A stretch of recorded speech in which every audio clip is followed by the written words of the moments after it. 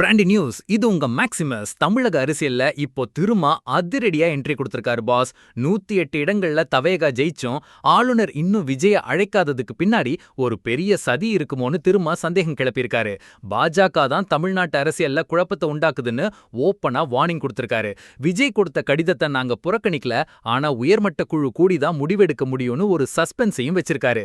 Congress support பண்ண மாதிரி விசிகாவும் support பண்ணா விஜய் முதல்வர் தான். ஆனா அந்த 118 நம்பரை வச்சு ஆளுநர் ஆடுற விளையாட்டு எப்போ முடியும்? பாஸ், ஒரு விசில போட்டு இந்த திருமா அதிரடியை தட்டி தோக்கலாம். 1. ஆளுநர் மீது சாடல். தனிப்பெரும் கட்சியாக 108 இடங்களில் வென்றுள்ள தவேகாவை தார்மீக அடிப்படையில் ஆட்சி அமைக்க அழைக்காதது ஆளுநரின் திட்டமிட்ட சதி என தொல் திருமா குற்றம் சாட்டியுள்ளார். 2. பாஜகவின் தலையீடு. தமிழக அரசியலில் குழப்பத்தை ஏற்படுத்த பாஜக முயல்வதாகவும் ஆளுநரின் இந்த தாமதத்திற்கு பின்னால் அரசியல் அழுத்தம் இருக்கலாம் எனவும் அவர் சந்தேகம் தெரிவித்துள்ளார். 3. விசிகாவின் நிலைப்பாடு. விஜய் எங்களிடம் ஆதரவு கேட்டு கடிதம் எழுதியுள்ளார், அதை நாங்கள் புறக்கணிக்கவில்லை, எங்களுக்கு நன்றிகள் என திருமா நெகிழ்ச்சியுடன் கூறியுள்ளார். 4. உயர்மட்ட குழு கூட்டம். நாளை அல்லது நாளை மறுநாள் விசிகாவின் உயர்மட்ட குழு அவசரமாக கூடி தவேகாவிற்கு ஆதரவு அளிப்பது குறித்து தனது இறுதி முடிவை அறிவிக்கும் என தெரிவித்துள்ளார். 5. கம்யூனிஸ்டுகள் கண்டனம்.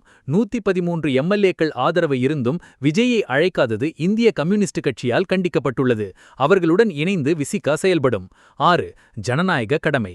118 பேரை ஆளுநர் மாளிகையில் காட்ட வேண்டிய அவசியம் இல்லை, சட்டமன்றத்தில் நிரூபிக்க அனுமதிப்பதே ஜனநாயகம் என ஆளுநருக்கு தனது கண்டனத்தை பதிவு செய்துள்ளார். 7. வதந்திகளுக்கு முற்றுப்புள்ளி.